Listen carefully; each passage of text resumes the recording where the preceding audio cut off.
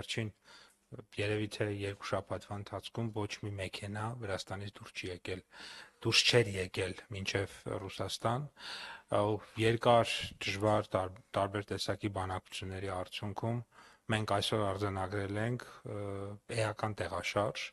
եւ նախնական 3 երեկոյան ես խոսեցի Վրաստանի գյուղատնտեսության եւ շրջակա միջավայրի նախարարի հետ, ով իմ գոլեգաներից մեկն է, նա ինձ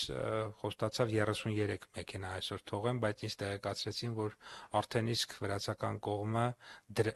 դեպի Ռուսաստան այդ դեկլարացիան դրական վիզայով տվել է 52 մեքենայի համար, այսինքն այդ թիվը ավելացել է։ Այս պայդրությամբ բացի 52 մեքենաներից եւս 72 մեքենա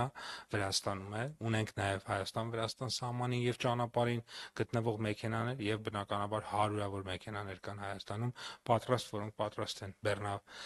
բեռնվեն եւ գնան դեպի Ռուսաստանի Դաշնություն։ Դրականը նա է, որ այս պայդրությամբ արդեն իսկ ուրեմն կա կոնկրետ պայմանավորվածություն եւ կա կոնկրետ մեխանիզմները դեռևս քննարկման մեջ են, բայց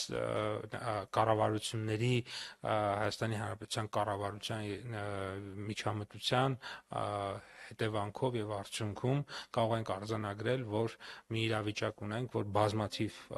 արտահանողներ այսօր արդեն ապրանք կարտահանեն Ռուսաստանի Դաշնությունում, ինչի շատ կարեւոր եւ կենսական նշանակություն ուներ, բացատրեմ ինչի, որովհետեւ այդ մարդիկ ունեն պայմանագրեր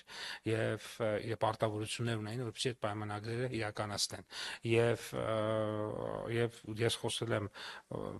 այսօր մի շարք մեր արտահանողների հետ եւ նրանք շատ մեծ գոհունակություն ունեին ստեղծված գոնե մասնակի լուծման հետ կապված